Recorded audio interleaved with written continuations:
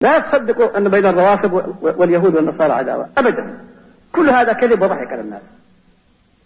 لا تصدقوا هذا التهريج الكاذب، كل هذا من ذرمات في العيون.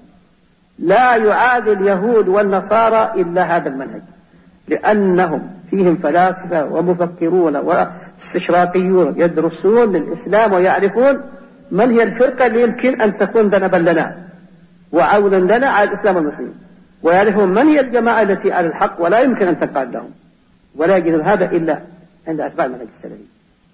فاعتصموا بحبل الله جميعا ولا تفرقوا.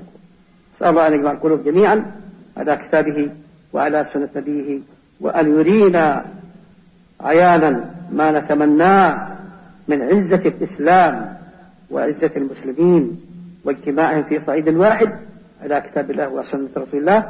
أسأل الله أن يحفظ ذلك، وادعوا الله جميعا في خلواتكم وفي مساجدكم أن يحقق الله هذا الأمر العظيم الذي لا عزة ولا كرامة للأمة ولا سعادة في الآخرة إلا به.